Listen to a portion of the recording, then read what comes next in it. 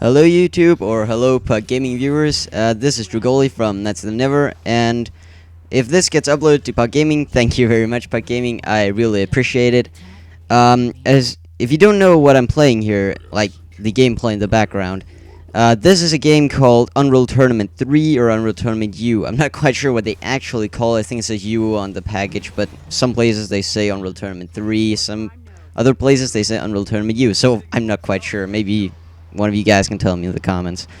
But I'm bringing some of that gameplay here, and in this map, or in this particular gameplay, I'm playing on a map called oh, what the hell is the map called? I don't know. I don't really I totally forgot the name of the map, but I'm playing a game mode which is called Warfare, and it's really hard to explain this game mode. I don't think there's like any game mode in other games I play that's that's just like this game mode. Like, it's a totally unique thing for this game, for the Unreal Tournament games, as far as I know.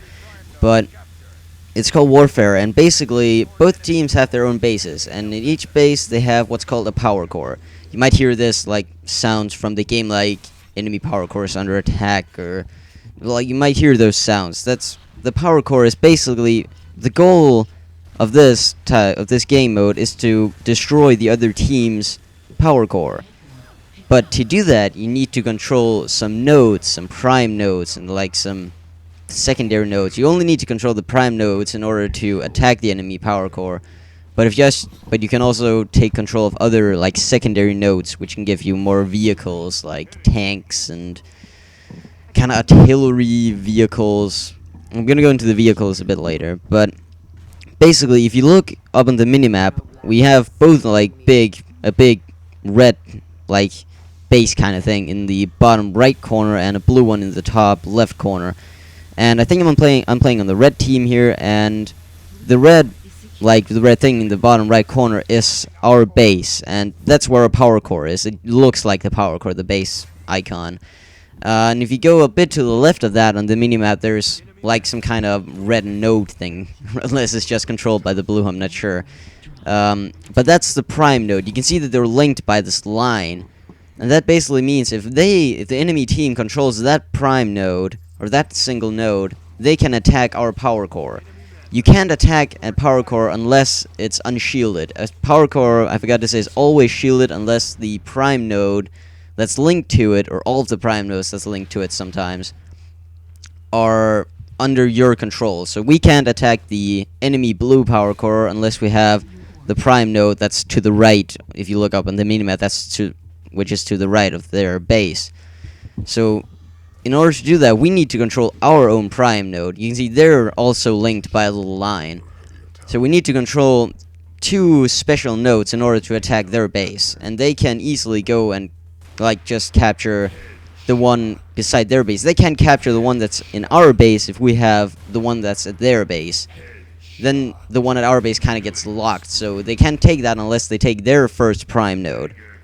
Every node that's linked, I believe you need to control every single, like if you want to capture one specific power node or whatever, you need to have pretty much every single possibility of other nodes that are linked to that one in order for you to capture it. I think this map there is a middle. No wait, there's actually I think 3 nodes which are not linked to anything, so you can just capture those whenever you want to. I'm not quite sure about that. I don't remember. It's some time since I played this particular game mode, or just played this game. It was something I played for some time because I was getting bored. I didn't know what to do, so I like took this game out of the drawer and started playing it. It's a very fun game. You should really go try it if you haven't yet. It's really cool. But that's basically the game mode. It's hard to explain because I don't think there's anything like it. It's not something I've heard of, at least. I don't know if there is. I mean, I don't know everything. But in this game mode I'm playing here, I also uploaded another Unreal Tournament gameplay or commentary to my own channel where I played a capture the flag with no vehicles.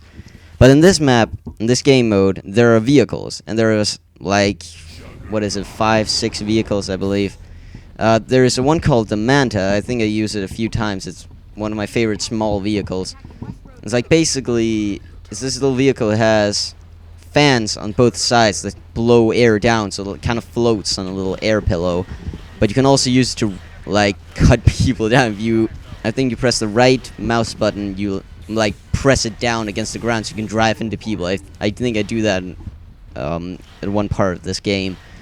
There's also the Scorpion, which is another smaller vehicle. This one has wheels.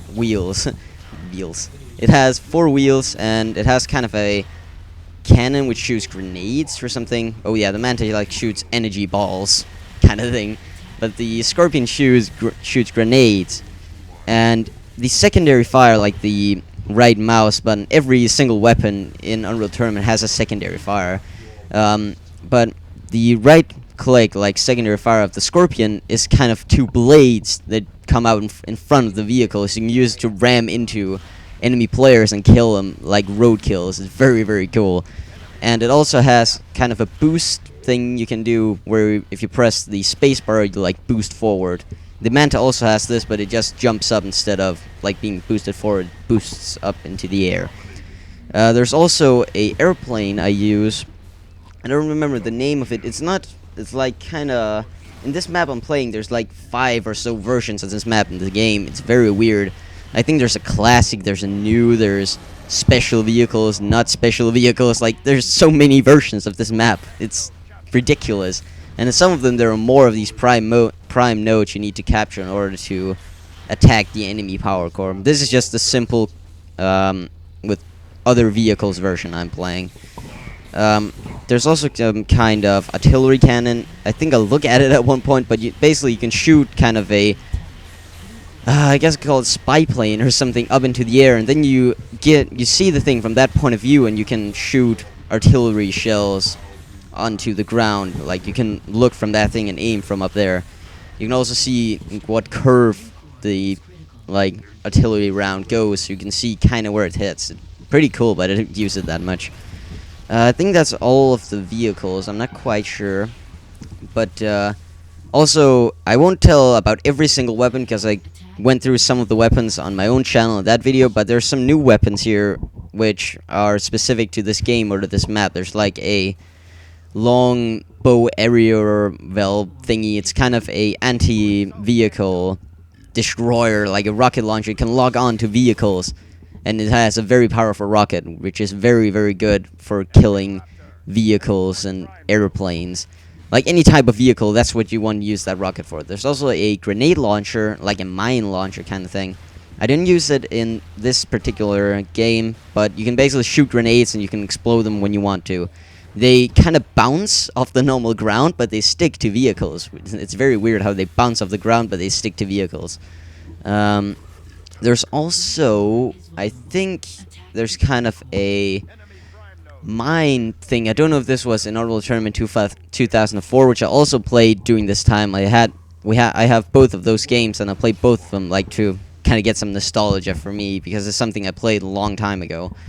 But I think there's like a mine thing you can use which shoots mines, like some spider mines that run around, like they follow your cursor. You can right click with that weapon and then they follow like a laser beam you point at the ground. They're very, very weird, but they're also pretty cool.